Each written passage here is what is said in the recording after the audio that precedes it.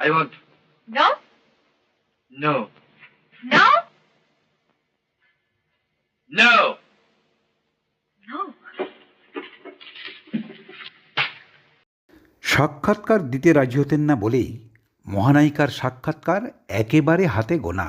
আজীবন গোপন রেখেছেন নিজের একান্ত কথাগুলো, এমনকি মুখ ফসকেও কাউকে কোনো দিনও বলেননি। অথচ একান্ত গোপনীয় কথাগুলোই এমন একজনকে তিনি বললেন যিনি তার কেউ নন, আর সেই মানুষটিই হয়ে উঠলেন মহানায়িকার একমাত্র বন্ধু। আজীবন নিজেকে অন্তরালে রেখেছেন বলেই মহানায়িকার বাড়িতে পা রাখার সুযোগ পাওয়াটা ছিল আরাধ্য দেবীর ডাক পাওয়ার মতোই। অথচ মহানায়িকা আর এই মানুষটি দুজনেই পরস্পরের বাড়িতে এতবার গেছেন তার কোনো হিসাবই নেই। কিন্তু এই গোপন কথাগুলো মহানায়িকা কেনই বা তাকেই বললেন? কে তিনি?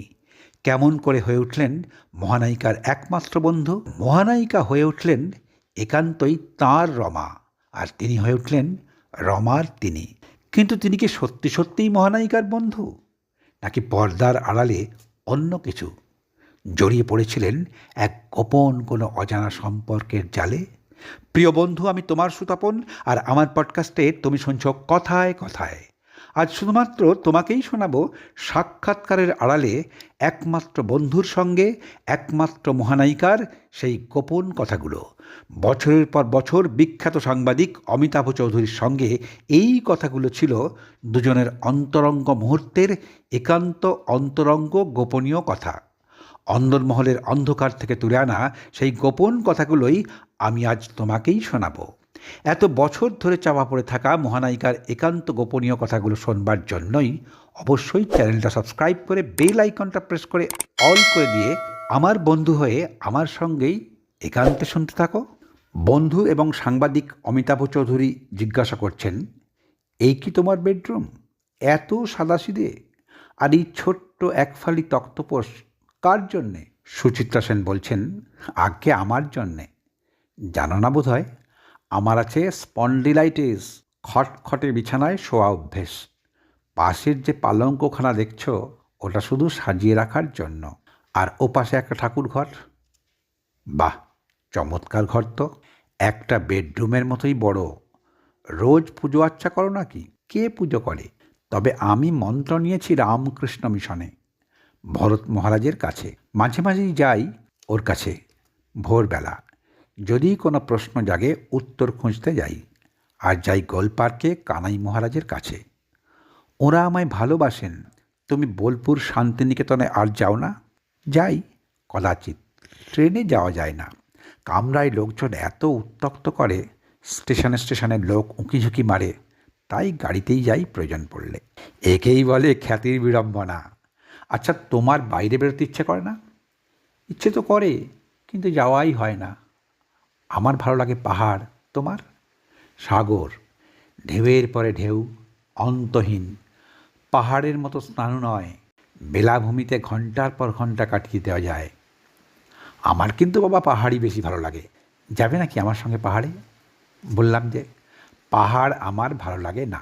তোমার আমার মিল নাই, মিল নাই, তাই বাঁধিলাম রাখি। সব বিষয়ে মিল আমারও ভালো লাগে না। আমার বন্ধুকে নিজের প্রোটোটাইপ দেখতে মোটেই ভালোবাসি না।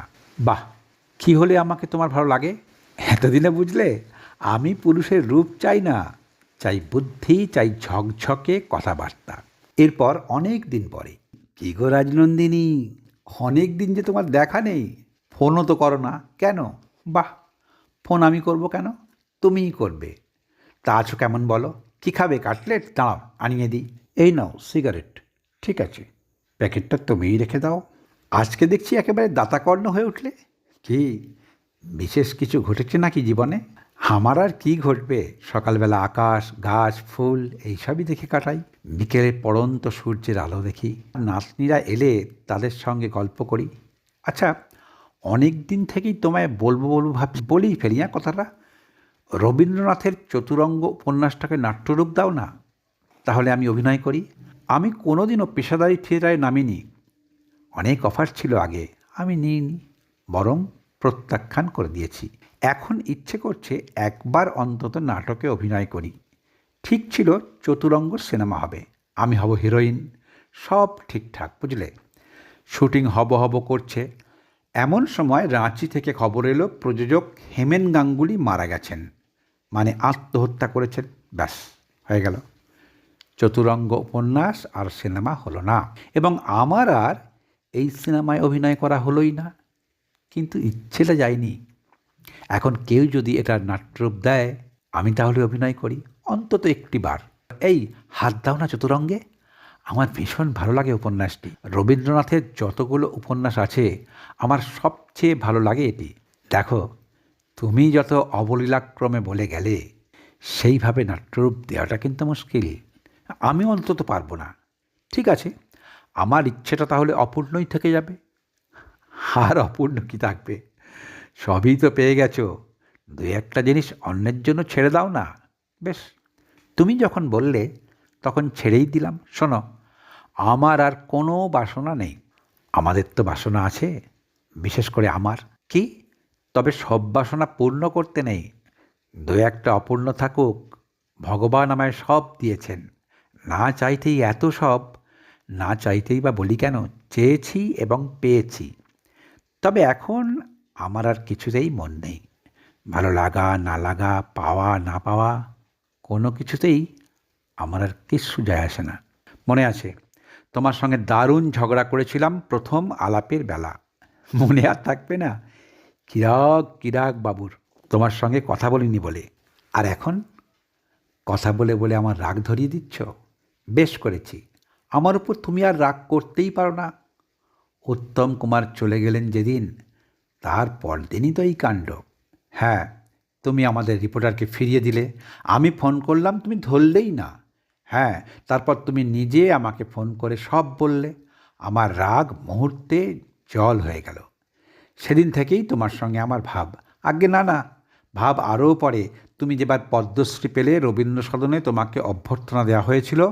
আমার মেয়ে মুনমুনও সেই সভায় ছিল। ফিরে এসে তোমার তো কত কী যে প্রশংসা করলে। থাক, আমার প্রশংসা আর তোমায় করতে হবে না। আচ্ছা বলো তো, উত্তম কুমারের সঙ্গে তোমার ভাব ছিল, মানে এই প্রেম ট্রেম? ধুস, ওর সঙ্গে প্রেম থাকবে কেন? ও আমার বন্ধু ছিল, গভীর বন্ধুত্ব। আমার সঙ্গে যেমন তোমার। না, ও বন্ধুত্ব আলাদা। তোমাকে ভালোবাসি অন্য কারণে। কী কারণ? মহা ফাজিল বলে। বেশ, তাই সই। কিন্তু সত্যিই কি তাই? শুধুমাত্র ফাজিল বলেই মহানায়িকার মতো মানুষ এই মানুষটাকে এত ভালোবাসতেন, আর ভালোবাসার চোটে তিনিই হয়ে উঠলেন মহানায়িকার একমাত্র বন্ধু। যতবার পরস্পর পরস্পরের বাড়িতে গেছেন, ততবার মহানায়িকার বাড়িতে কেউ কেন, স্বয়ং উত্তম কুমারও আসেননি। উত্তম কুমারের বাড়িতেও তিনি যাননি। আর কারোর সৌভাগ্য কিন্তু হয়নি এমনভাবে একান্তে মহানায়িকার সঙ্গে ব্যক্তিগত গল্প করার। আর উত্তম কুমারের সঙ্গে সত্যি সত্যিই কি শুধুমাত্র বন্ধুত্বই ছিল সুচিত্রা সেনের? বছরের পর বছর এতগুলো ছবিতে কাজ করে মহানায়কের বিপরীতে অসংখ্য নায়িকারা থাকার সত্ত্বেও একমাত্র তিনিই হয়ে উঠেছিলেন মহানায়িকা। তাদের মধ্যে কি কাজ করেনি কোনো গোপন রসায়ন? তাদের মধ্যে সম্পর্কটা ছিল কি শুধুই প্রফেশনাল, নাকি সত্যি সত্যিই ছিল একেবারে নিখাদ বন্ধুত্ব?